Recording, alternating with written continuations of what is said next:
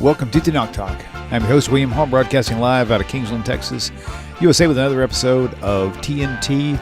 Going to be another title, last chapter of the book, Judaism and Christianity, A Contrast, with Rabbi Stuart, the man Federow. Welcome back, Finger Dancer. How are you today? Finger Dancer, let's hear it. Let's see it. Now we can enjoy the show in peace and comfort. Haven't done that in a long time. It has been a long minute. Next week we get to do it more because tonight's the last night working on the book. Yes, it is. Been a good series. It really has. All right. So that's where we're at. So right now, chapter 16, I believe it is, the closing comments and questions. So Yep. Let's take it apart and see how she flows. Okay. This could be really short or really long. I don't remember. That is I all don't know right. how it's going to play out. But It is what it is. So remembering that this is the last chapter covering conclusions and questions of my book, Judaism and Christianity, A Contrast, which, as you know from everything you've seen, looks like this. Yep, perfect. Okay, so what? All right, anyway. So there's an increasing number of people who either ignore the differences between Judaism and Christianity, or they simply don't know any better. And they are making a mistake for a number of reasons. You hear a lot of the term Judeo-Christian tradition, Judeo-Christian values, Judeo-Christian whatever. And it's the term, people use the term without understanding the term. They make the assumption that the only thing that separates Judaism from Christianity is that one faith believes that Jesus was the Messiah while the other faith does not. They don't understand that when Christians use the term Judeo-Christian tradition, it refers to the Judaism that preceded Christianity, but not the Judaism that includes the Rabbinic Judaism, and it's Rabbinic Judaism that's defined Judaism for over 2,000 years and which informs and shapes every branch of Judaism today, if it's really Judaism. They use the term to indicate the origin of Christian beliefs that culminated in Christianity, or they use the term Judeo-Christian tradition to refer to those times when there is indeed an overlap of Jewish values, Jewish ethics, with Christian values and Christian ethics. I mean, of the two religions, no religion says thou shalt murder. Okay, so it's a Judeo-Christian value that murder is bad. Okay. Another characteristic that leads many people to disregard the fact that there are differences between Judaism and Christianity is that the denomination of Christianity, and it is a denomination of Christianity, that calls itself Messianic Judaism, has influenced not only the conservative and evangelical Christian denominations, but more and more of the liberal denominations as well. More and more churches of all denominations are holding Passover Seders and celebrating Sukkot, the Feast of Tabernacles. Some Christian weddings are including a Christianized ketubah, the Jewish marriage contract. Some Christian children are celebrating a Christian form of a bar and bat mitzvah. Every time Christianity takes a ritual or holiday observance from Judaism, whether they give it a Christian spin or not, they're leading their members and their denominations to believe that Judaism and Christianity really aren't that different after all, and they are further blurring the lines between Judaism and Christianity. Messianic Judaism has also done much to blur the difference between Judaism and Christianity, and intentionally so, because it works to their advantage. Heavily supported by evangelical Christianity, the most fundamental technique of their missionary efforts is to get Jews to believe the false idea that one can be a Jew and a Christian at the same time, and that they're not abandoning Judaism when they accept Christian theology and the Christian interpretations of the Jewish scriptures. It can't work unless they dissolve the separations between the two faiths and make it look like everything Christian is to be rooted in Judaism and everything Christian can be found exemplified in Jewish rituals, because they give it a Christian spin. Because the best friends of the state of Israel are the very same evangelical Christians that support missionary efforts to the Jews, members of the Jewish community have a conflict of interest when they emphasize the differences between the two faiths, so as not to risk alienating the support given to the state of Israel by these evangelical Christians, or any Christian. Jews will soften their statements that conflict with Christian theology. You've seen rabbis calling Jesus Rabbi Jesus, and the term rabbi didn't exist until post-Second Temple destruction in the year 70. Okay, no Beit Din ever gave Jesus some sort of ordination. Jews will emphasize the overlap spoken about above, that we just spoke about, between Judaism and Christianity regarding values and ethics over the greater differences that exist theologically, as well as those differences that regard biblical interpretation, all of which we've gone over in the various videos, about my book. Unfortunately, Jews have grown up believing that Judaism is as good as Christianity, that Judaism is as reasonable as Christianity, as beneficial, as right, and as true as Christianity. But by believing that Judaism is only as good as, and not better than, not more truer than, not more in consonance with biblical values than, not more beneficial to its adherents than Christianity, then there's no reason to distinguish between the beliefs of the two faiths or to refrain from following a little bit of both. This is work to justify Jewish assimilation. After all, if the two faiths are the same, if one is as good as the other, if one is only as true as the other, then what's the point of being different? What's the point of being a minority?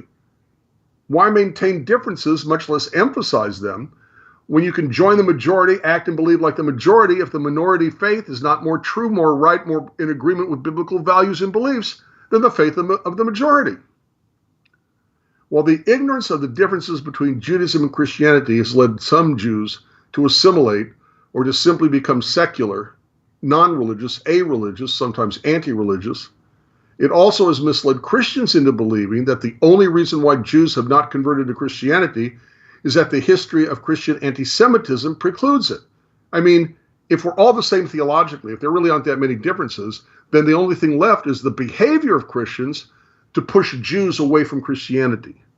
They think that because of the early church's limitations on Jews, the early church's suppression of Judaism, that because of historical events like the Crusades, the Inquisition, pogroms, the Holocaust, and all the other Christian persecutions of Jews, that becomes the reason why Jews refuse to convert to Christianity.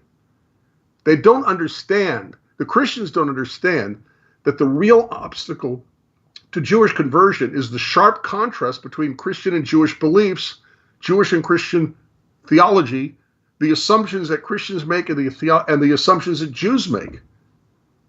And so here too, the differences between Judaism and Christianity must be ignored or suppressed to succeed in Jewish proselytizing.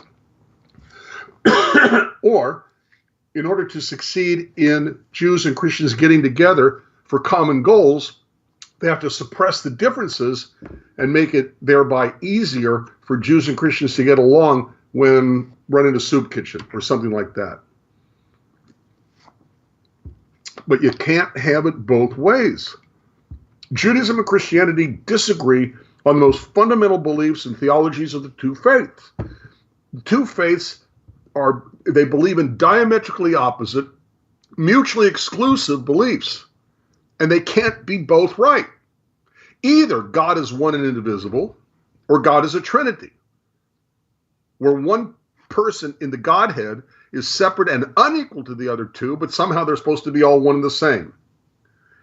Either God is God and man is man, and God does not become a man and man cannot become God, or God took on human form in the person of Jesus. One or the other. Can't have both.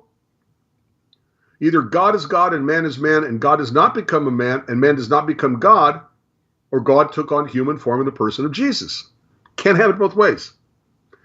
Either we are responsible for our choices between good and evil, or the actions of a devil is to blame.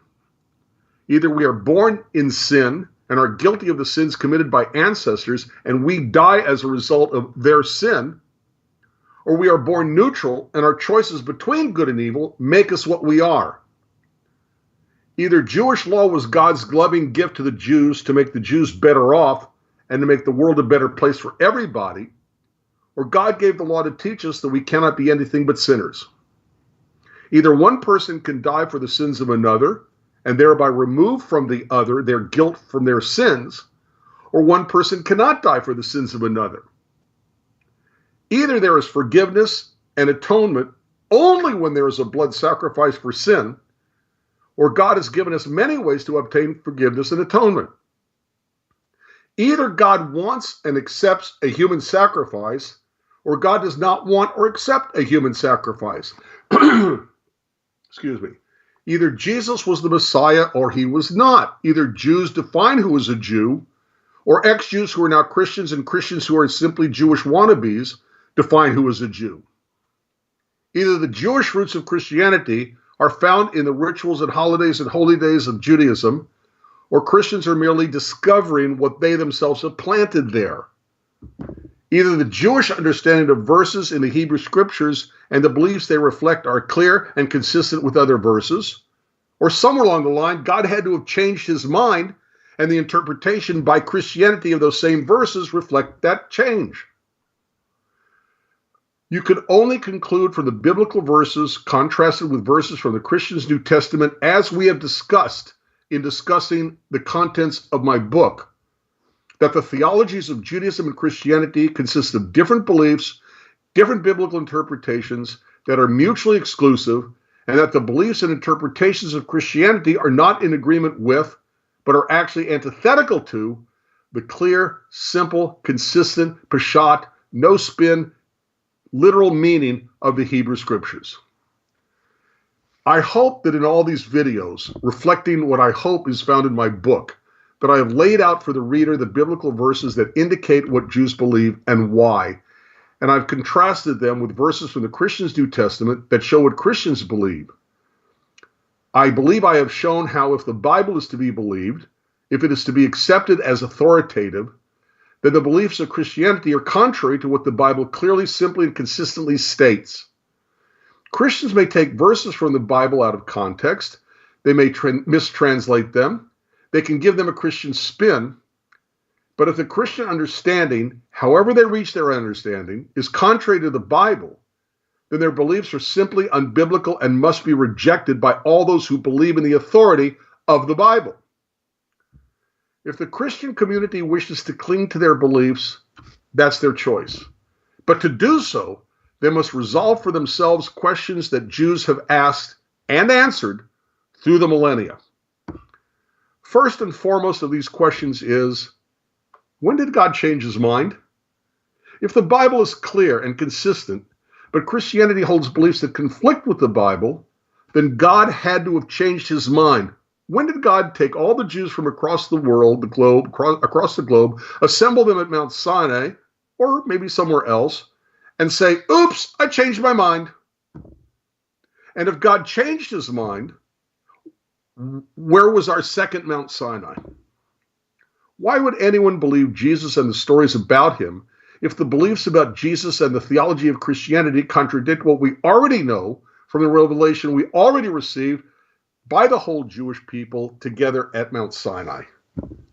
Why did God, as the Muslims claim about Muhammad, as the Buddhists claim about the Gautama Buddha, and as many other faiths say about their individual founders, why did God give his revelation only to a single person, who then sought out those who would accept the story and who would then proselytize the rest of the world to that one person's revelation and religion? The Jews answered these questions long ago in their rejection of Christian theology as unbiblical, and I hope my book, which has attempted to prove it, does in fact prove it. We were promised by God that God would never break his covenant with us. That it is an eternal covenant, as God is the eternal God, and as the Sabbath will eternally be observed by the Jews as an eternal sign of that eternal covenant. Exodus 31, 12 to 17. You know, we sing that like on Shabbat. For all questions the Christian missionaries have asked of Jews, there has been and will always be a Jewish answer, a valid, reasonable, rational, biblical response.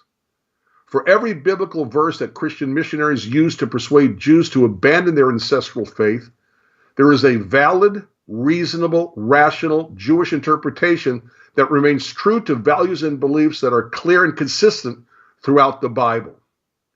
Christians will never accept the Jewish response to these questions or the Jewish interpretation of our Hebrew scriptures. They can't, because to do so would require them to abandon their faith. However, they don't have to. Judaism never believed that only Jews go to heaven, or that God is so petty and small that he will not answer or respond to a sincere prayer prayed to one who is not God. It may come as a shock, but yes, God, the only God, the one God, the true God of the universe, does in fact answer sincere prayers from Hindus and Buddhists and Muslims and Christians and Baptists and everybody. When and how and why and who and where, that's up to God. But our God is not so petty and small that he'll only answer a prayer, respond to a prayer prayed only to him. From everything I've tried to show in this book, from everything I've tried to show in our videos made about my book, in spite of all the forces in our present society that makes it appear that all religions are the same, or that we all basically believe the same things, there are differences between Judaism and Christianity, and these differences will always remain irreconcilable. I hope you've enjoyed the series. Thank you for listening. I hope you look at my website, whatjewsbelieve.org, or the Spanish translation, creenciajudia.org. I hope you buy my book. I hope I've been of help in some way. You have not helped at all. What are you, crazy? Of course you've been helping. This is amazing. Well, I hope so. It is. It is. Yep, both books are on your screen right now. They're both available, Amazon.com. Also go to whatjewsbelieve.org and save that to your desktop. Save that as a quick access point for your phone on your internet browser, because the website is exactly like a cell phone app. You just simply find what you like, tap on it. It'll take you to a lecture about it, take you to content regarding everything that you see there. And so it's really good. It used to be an app, but I think it's no longer. But as long as that website is in existence, you don't really need the app. You just need the website, to be honest with you. Well, the people who do iPhone, iOS, and the people who do Android, they were so demanding on making a newer version, and it's a text. That's all it is a text. Right. Okay, so I wasn't changing it every 3 months to give them a new version. So let me just go ahead real fast and pull that up. By the way, just to make sure you understand this is chapter 15. Oh, is it 15? I thought it was 16. No. Huh. So if there's only 15 chapters in. Yeah. Oh, okay, got it. My bad. Yeah. All right, so let's go here. I'm going to pull this up for you fine folks right now. First, let me get a new screen. Let me block this out because I want everybody to be able to see this clearly. That is that, and I need to change the opacity because it's too faint. I want to make sure we can see the whole thing good. Good. Okay. Now I'm going to slide this thing right over here. I would love to have the apps, both apps, just like that. iOS and the Android back again. But if somebody has to be willing to keep making the little minor changes, so it keeps changing its version number, whatever they call it. Right. Okay, so let me get this centered up here. All right, so this is the website. Let me scroll up to the top, whatjewsbelieve.org. There you go. And so as you can see over here to the right side, I'm going to zoom in here so you can see that there's an area for topics right over here. And simply all you have to do is click on whatever it is that you want to see. One person cannot die for the sins of another. If that's a topic your mom's in and your neighbor says, Jewish Christianity, or God is one, invisible, click on it. And it will take you to a full-blown lecture on that topic, which will give you a really quick guide to quick answers with lots of references, as you can see. The references are just headed all through here. So everywhere you look. And this is a really great resource. If you're not using it, you really are missing out. And so keep that like I said, save it as a favorite on your desktop and also on your phone as well. And then you can also order your books through here also. Go back up here to the main page. How do we get back there? I'm just going to back a tab, and you can see right. Got too much stuff going on right there. So you can click on that right there, and it'll take you to a link to buy the book. WhatJewsBelieve.org. So, so it was a good series, long set. Looking forward to next week. We're going to get back into Q&A again. So if you guys have specific topics that you want to discuss, send us an email. You can send it one to me or Rabbi Stuart. Rabbi Stuart Federow. There you go. Rabbi Stuart at hotmail.com. Website's there also. And also don't forget about his Hebrew Jumpstart video. So at HebrewJumpstart@gmail.com. I think you have a quick link to that on my website as well, which is TaNaCh, TaNaCh, TLK. If you go there, you'll see there's a link right on the front page to his video there also. And so there you go. So, Rabbi, it's a good show. It was short tonight, but hey, it's powerful enough as it is. And we'll I can only hope. We've had a few long shows, and this will count off as a short one to kind of balance out the universe. And we will. How long was it?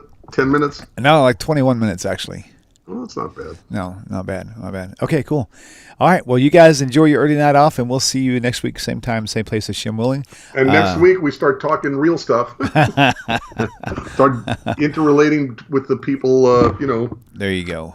Listening, watching, emailing, whatever. So that's cool. There you go. All right, guys. Thank you so much for tuning in, and we'll see you same time, same place. Peace out over here. Peace. Thanks. Hello, my dear friends. Hope this message finds you well. If you like the way this channel is going, and the channel has been a blessing to you, please consider supporting the channel by going to the website, TaNachTalk.com.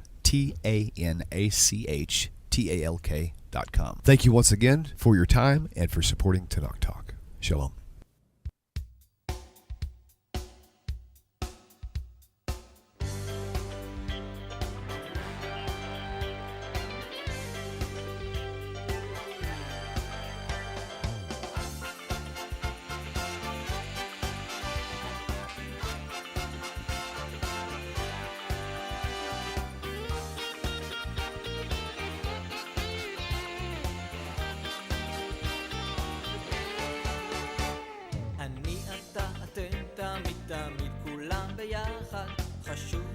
חשוב והכרחי להיות ביחד. איפוק זו העוצמה, ויתור זו הגדולה, השאיפה